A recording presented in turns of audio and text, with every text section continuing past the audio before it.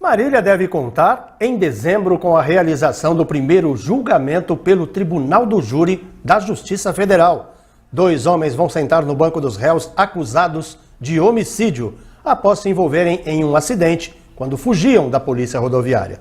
O caso foi parar na Justiça Federal porque eles foram acusados de descaminho ou crime de contrabando, uma vez que transportavam uma carga de cigarros sem nota fiscal. Por esse crime ser de instância federal, a morte de uma mulher vai ser analisada pelos jurados. Vai ser a primeira vez que a Justiça Federal em Marília submete um acusado de crime a julgamento público pelo Tribunal do Júri. Para falar um pouco mais sobre isso, nós convidamos o Procurador da República e professor da Unimar, Diego Fajardo Maranha Leão de Souza, ou simplesmente Diego de Souza, como ele gosta de ser chamado, para falar um pouco mais sobre isso. Boa tarde, doutor. Seja bem-vindo ao nosso Agora Interior. Obrigado, bom dia, Carlos, boa tarde a todos os telespectadores. É um prazer poder participar do programa e estar contribuindo aí, para a informação à população. O que nos chamou a atenção, doutor, a gente sabe que o júri acontece rotineiramente, corriqueiramente, na Justiça Estadual, né? E o que nos chamou a atenção foi a Justiça Federal fazer um tribunal do júri. Explica por que isso pode acontecer e em que circunstâncias. Exato, Carlos. O que tem de novo, o que tem de diferente nesse julgamento pela Justiça Federal é o fato de que esse tribunal do júri ele ocorrerá no âmbito do Judiciário Federal e não estadual, né? Do Brasil, infelizmente, o número de homicídios é extremamente elevado, o que resulta aí em um igual número elevado de julgamentos pelo Tribunal do Júri. Então, apenas para esclarecer, de início, o Tribunal do Júri no Brasil, ele é o órgão responsável pelo julgamento dos chamados crimes dolosos contra a vida. Então, se um crime ocorre envolvendo um homicídio, uma tentativa de homicídio, um aborto não legal, um infanticídio ou uma instigação ao auxílio ao suicídio, esses crimes eles são julgados não por um juiz de direito, um juiz criminal, eles são julgados pelo Tribunal do Júri. E, via de regra, esses crimes, quando ocorrem, eles são crimes de competência da Justiça Estadual. Então, eles são julgados no fórum da comarca, pelo juiz de direito, pelo promotor de justiça, pelo defensor público, advogado, defendendo o réu. E, nesse caso em específico, o Tribunal do Júri ele será federal, ou seja, então, para esclarecer, o júri ele é um procedimento, ele é um conjunto de regras que regem esse julgamento dos crimes dolosos contra a vida. Uhum. E quando envolve um contexto de crime federal, ele ocorre no âmbito da Justiça Federal. Então existe sim júri federal, eles são raros, eles são de número bastante reduzido ao longo do ano pelo Brasil, porque eles justamente envolvem crimes dolosos contra a vida que não são crimes comuns de acontecer em âmbito federal. Mas, infelizmente, acontece, quando a gente fala aí de homicídios ou tentativas de homicídios contra policiais federais, policiais rodoviários federais, juízes, procuradores. Deputado federal no exercício do mandato. Uhum. Tivemos aqui no Paraná o caso daquela psicóloga do Sistema Penitenciário Federal, da Penitenciária de Catanduvas, que foi também um júri federal, porque ela estava em exercício do cargo junto à Penitenciária Federal de Catanduvas. Então, nessas hipóteses, aquele caso da chacina de Unai, também foi um júri federal, porque eram auditores fiscais do trabalho, que são cargos federais. Então, essas hipóteses atraem o júri federal, que é a hipótese que está se verificando em Marília, que, felizmente, podemos dizer, nunca houve, porque nunca tivemos situação ruim dessa forma aqui na cidade de Marília. E agora, infelizmente, há 6 anos atrás tivemos uma situação que levou a esse júri federal. Que é aquela situação que a gente mencionou na abertura dessa entrevista, que foi resultado de uma perseguição, acabou ocorrendo um acidente de trânsito lá na zona sul de Marília e ocasionando a morte de uma pessoa, a mulher do motorista do carro envolvido no acidente. O senhor já até antecipou uma pergunta que eu ia fazer. Antes desse caso, nós não tínhamos tido registrado nenhum caso de âmbito federal que motivasse a realização do júri, apesar de a Justiça Federal estar pronta para fazer esse julgamento já há bastante tempo, né? Isso, perfeito. Em toda subseção judiciária... Está saindo o som? Tá, sim. Em toda subseção judiciária, onde tem Justiça Federal, a primeira vara federal desse local, ela é automaticamente designada a vara do júri, se houver necessidade de se instalar o Tribunal do Júri. Então, em Marília, todos os anos é feito o rito do júri de você ter o depósito das cédulas com o nome dos jurados. Então, todos os anos a gente do Ministério Público Federal acompanha o trabalho do judiciário e aí tem lá 300 fichinhas em papel, elas são conferidas, elas são colocadas em uma urna, elas são fechadas, essa urna é lacrada. E isso é feito todos os anos. Então essa lista é atualizada, tiram-se as pessoas que mudaram, que faleceram, e essa urna é mantida lá. Do que nós levantamos, na história do Judiciário Federal em Marília, que tem cerca de 30 e poucos anos, não sei ao certo, mas não houve ainda o uso dessa estrutura de júri, uma vez que não se teve, né, na história por configurada a necessidade de nenhum homicídio, nenhuma tentativa de homicídio que levasse aí a um júri federal. Quantas fichinhas, quantas pessoas ficam disponíveis para serem juradas e quantos jurados são sorteados? Esse número varia, depende do tamanho do município, né? Então, municípios maiores, eles têm fichas que vão sendo multiplicadas pela quantidade de habitantes. Então, São Paulo, por exemplo, tem dezenas, às vezes, de júris por semana. Esse número passa de alguns milhares de nomes. Em Marília, o nosso enquadramento são 300 fichinhas. 300 então, pessoas? São 300 pessoas, 300 nomes. Então, talvez você que esteja aí nos assistindo possa estar nessas fichinhas, né? São nomes escolhidos de forma aleatória, com base em bancos de dados, né? De empregadores, servidores públicos, professores da área da saúde, educação, segurança, profissionais liberais, sindicatos. Então a Justiça pega nomes de várias bases e faz um mix para que essas cédulas componham um retrato da sociedade. Então você vai ter pessoas velhas, pessoas novas, você vai ter pessoas com curso superior, pessoas sem curso superior, homens, mulheres, enfim. Ela é bem variada, diversificada, né?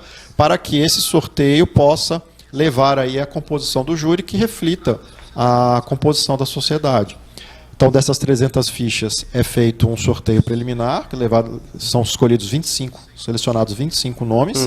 Já foi feito essa pré-seleção aqui em Marília, então já existem esses 25 nomes pré-selecionados. E aí, no dia do julgamento, até como nos atos preparatórios iniciais, esses 25 nomes são reduzidos para a escolha de 7. 7 pessoas. São 7 pessoas que compõem o conselho de sentença. Ao longo do sorteio, a defesa e a acusação podem recusar alguns nomes.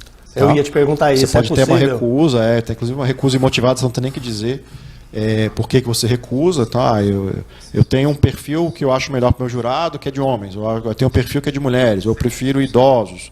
Ou esse jurado aqui, eu levantei a ficha dele e ele parece que não tem uma boa índole. Enfim, você faz lá os seus levantamentos, acusação e defesa, né? Porque aí cada um assume a sua posição. Quantos podem ser, entre aspas, rejeitados? Até quantos?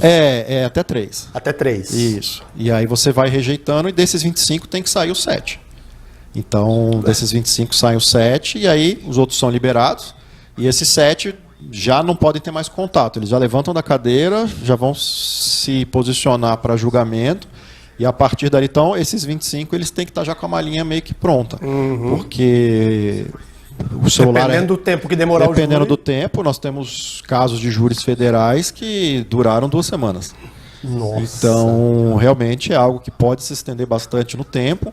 E, de todos os envolvidos, o jurado, exercendo aí o seu nobre trabalho, seu dever cívico de contribuir com a justiça, ele é o que não pode se comunicar. Nem entre eles e nem com pessoas de fora. Então, o celular, qualquer tipo de comunicação... Nada, os celulares são recolhidos, lacrados, deixados de lado. Se houver necessidade de pernoite, eles são encaminhados a um hotel, cada um fica num quarto, o oficial de justiça fica ali monitorando. Não pode assistir TV, não pode ler jornal. Fica isolado do mundo. Pode levar lá os seus livros, as suas leituras, e ele fica isolado ali 1 dia, 2 dias, o tempo que durar o julgamento, para preservar aí essa incomunicabilidade entre os jurados. Então, o nosso júri, apesar de ter alguns traços com júris do cinema, de Hollywood, ele é um tanto quanto diferente do júri norte-americano, né? Então, nós não temos aquela sala... E que todo mundo fica conversando ali, né? Eles ficam deliberando e eles ficam ali 10 horas discutindo até chegar a um veredicto. Nosso júri ele não funciona assim. Nosso júri ele é feito com um papelzinho. Então cada jurado ele recebe uma cédula, 2 cédulas na verdade. Ele vai ter um sim e vai ter um não. Culpado ou inocente? Não é exatamente culpado ou inocente. Ele funciona com... As perguntas são vários quesitos que o juiz vai construir de acordo com o caso concreto. Então pode ter poucos quesitos, muitos quesitos, depende da complexidade do caso, da quantidade de réus. Então cada réu tem um ciclo de julgamento. Apesar do caso ser apresentado de uma forma só, os julgamentos pode ser um condenado, outro absolvido, enfim. Nesse caso aqui são 2, né? São 2 réus. Então, e o juiz vai fazendo as perguntas. Então, o juiz faz a pergunta, explica o que é a pergunta. Materialidade, o crime aconteceu ou não aconteceu? O réu, ele é o autor do crime? Foi ele o responsável pela conduta? Sim. Ele agiu em legítima defesa? Não. Tem uma que sempre tem que ter, que é o jurado absolve o réu? Essa é a pergunta complicada, porque ainda que o jurado diga sim para tudo, ele pode, na terceira pergunta ele fala assim, o jurado absolve o réu? Sim. O que a gente fala que é o voto de clemência, né? Que é a absolvição imotivada. Porque como o jurado não tem que fundamentar a decisão dele para nada, é só sim ou não, você não sabe o que esse jurado ele está fazendo. Então, inclusive, eu li certa vez num livro, um autor do Tribunal do Júri até narrou uma situação, promotor de justiça com larga experiência, ele falou que depois do julgamento foi procurado por um jurado, e ele falou, doutor, olha, parabéns para a promotoria, parabéns para a defesa, os debates foram muito bons, muito ricos, assim, mas eu fiquei tão na dúvida, que no final eu fechei ali a mão, mexi as fichinhas e falei assim, Deus vai escolher, e aí colocou para você ver assim também do que pode acontecer no tribunal. Tão subjetivo que pode ser a decisão, tão subjetivo que você não tem esse controle, porque no final você espera que o jurado tenha um juízo crítico, né? Na dúvida ele absolva o réu, e não que ele faça um sorteio ali escondido e coloque na fichinha Tanto que, até para se preservar o sigilo dos julgamentos, são 7 jurados, o juiz ele para de contar quando chega no 4º voto. Para você não ter uma situação de 7-0. Porque se você tem um 7-0, você no final está expondo o voto do jurado. Sim, porque todo mundo votou sim ou todo mundo votou não. Então o juiz, quando chega 4-1, ele para. 4-2 ele para, 4-3 acabou. Então, porque aí é um número que, por ser ímpar, não vai alterar mais. E como não tem discussão entre os jurados, no final, o jurado tem na consciência dele, ele sabe que voto que ele deu. Mas ele não sabe o que os outros 6 fizeram. O somatório que vai dar o resultado da condenação da absolvição. Que legal. Agora, dando um pouquinho de serviço, doutor, onde é que vai acontecer o julgamento, que dia, que horário e, principalmente, qualquer cidadão pode assistir, pode acompanhar o processo todo? Como eu falei, né, o júri ele não é um prédio da justiça, não existe um prédio júri. Então, o júri é um procedimento. Então, ele existe tanto na Justiça Estadual quanto na Justiça Federal. A Justiça Estadual, como ela trabalha muito com esses crimes, via de regra, eles já têm lá um salão pronto, um espaço, né? Que é o salão do júri. Na Federal, até porque você não tem esse uso constante, não faz sentido. Então, foi montada uma estrutura no prédio da Justiça Federal aqui em Marília, que fica ali entre Amazonas e a 9 de Julho, e foi montado um salão com toda a estrutura, já está pronto o espaço, que vai receber aí todas as partes, os jurados, e para esse julgamento. Então, o júri foi montado na própria sede da Justiça Federal aqui em Marília, e ele vai ocorrer na próxima terça-feira, a partir das 9 horas da manhã, começam os trabalhos do Tribunal do Júri, e como todos os julgamentos do Poder Judiciário, a regra é que o julgamento seja público. Então, o cidadão que tem interesse, ele pode, hoje, se ele quiser, entrar no fórum de Marília e falar, eu quero assistir uma audiência na vara criminal. E salvo uma hipótese de sigilo, né, legal, decretada, tem uma questão de intimidade, é um crime ali que envolve a intimidade da vítima. Família, né? Família. Aí esses casos eles são sigilosos, mas, de regra, os julgamentos são públicos, e esse é um julgamento público, não tem nenhum sigilo nesse caso. E quem da sociedade, estudantes, tiver interesse em acompanhar esse júri, as portas da Justiça Federal estarão abertas, tá? Lógico que existe uma limitação de espaço físico, não sabe se vão caber todos os interessados, caso apareçam para acompanhar.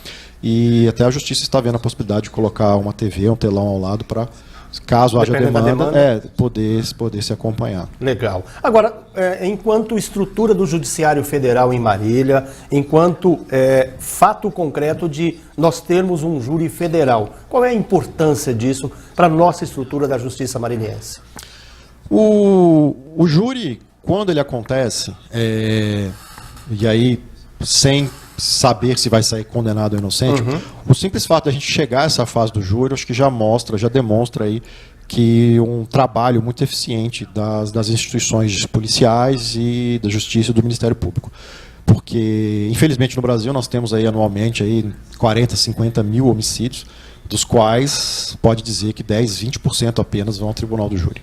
Então, os demais eles não são identificados os autores, não são levantadas as provas e as pessoas sequer vão a julgamento. Então, o fato desse crime estar sendo levado a julgamento, ele já demonstra aí a relevância, né, dos trabalhos que foram desenvolvidos, desempenhados, e ele fortalece, né, a figura do judiciário enquanto uma instituição pronta para dar respostas aí aos problemas que afligem a sociedade e da posição do Ministério Público, eu posso dizer, que é não deixar que crimes passem impunes, né? Que autores de crimes passem impunes. Nesse caso, nós tivemos uma família destruída pelo acontecimento e a missão do Ministério Público nesse julgamento é entregar justiça para essa família e para a sociedade. Perfeito. Estamos conversando aqui com o professor da Unimar e procurador da República, Diego Souza, que está falando a respeito do primeiro tribunal do júri, primeiro julgamento pelo Tribunal do Júri da Justiça Federal, que acontece em Marília no próximo dia 3 de dezembro, é isso? Terça-feira? Isso, é terça-feira, 3 de dezembro. 3 de dezembro, a partir das? A partir das 9 horas. 9 horas da manhã. E aí tem horário para começar, não se sabe que horas vai terminar. Isso, a gente entra num julgamento do Tribunal do Júri, assim como a gente entra em qualquer audiência também, sabendo que horas começa e não sabe que horas termina. Os desenvolvimentos de uma audiência, de um julgamento, podem ser vários, então a gente vai preparado para tudo, né? Lógico que tem pausa para refeição, pausa para descanso noturno, e aí o julgamento prossegue, mas da nossa parte, a tentativa do Ministério Público, ela vai ser apresentar o caso da forma mais objetiva e clara possível, para que os jurados entendam e tomem uma decisão, né? Sem nenhum interesse de estender o julgamento de forma protelatória, porque nós queremos apresentar o caso e os jurados julguem culpado e inocente e depois cada uma das partes que adote eventualmente aí os recursos cabíveis. Sem dúvida alguma, é uma oportunidade única, interessante para os alunos do curso de Direito, independente se vai seguir civil ou criminal, ter a oportunidade de acompanhar esse processo todo, né, doutor? Sim, sim. Há interesse de vários alunos, né, das faculdades, nesse caso, porque justamente pelo ineditismo, né? Ver como é que é o júri federal, né? Será que muda alguma coisa do estadual? Procedimentalmente não, mas no conduzir dos trabalhos, eventualmente pode ter algum aspecto prático ali, que seja, isso foi interessante, às vezes uma nova experiência, um novo recurso, foi usado uma estratégia lá que deu certo, vamos adotar. Então é realmente um caso inédito, um caso que não acontece comumente na Justiça Federal aqui em Marília, e até por isso aí, né, esse interesse, né, instiga aí essa dúvida, essa curiosidade nos alunos e na sociedade em geral. Legal. Doutor, muito obrigado por o senhor ter reservado esse tempinho aí para vir falar para a gente a respeito desse primeiro julgamento da Justiça Federal, Tribunal do Júri, no dia 3 de dezembro, a partir das 9 da manhã, lá na Justiça Federal, no prédio da Justiça Federal, que fica ali na rua 9 de julho ali. Neste horário você pode chegar lá para você se acomodar, assistir. Tem algumas regrinhas, não pode de repente fazer uma selfie, postar em Instagram, mas isso aí o juiz federal, que é o presidente do júri, né, assim que chama, né, ele que vai determinar essas regras, vai orientar, mas qualquer cidadão pode ir lá assistir, e nós trouxemos o Dr. Diego aqui para falar um pouquinho sobre isso. Então a gente agradece a sua disponibilidade, o seu tempo, que a gente sabe que é precioso, para vir falar sobre isso, e eu espero fazer uma visita lá e acompanhar esse julgamento. Talvez de manhã eu não consiga, mas no decorrer da tarde, talvez a gente passe por lá. Estou com saudade de acompanhar a júri. Perfeito, a gente estava até comentando aqui antes de começar, né? Você tem mais experiências como repórter policial em júris do que eu na prática, porque na Justiça Federal é incomum, e estaremos lá, né, trabalhando, certamente prontos para recebê-los aí nesse julgamento. Agradeço a oportunidade, agradeço aí ao telespectador e fico à disposição para novas oportunidades sobre outros temas. Legal. E aí a gente vai trazer no dia 4 ou no dia 5, dependendo de quando terminar o julgamento, né, o resultado, se os dois réus foram condenados.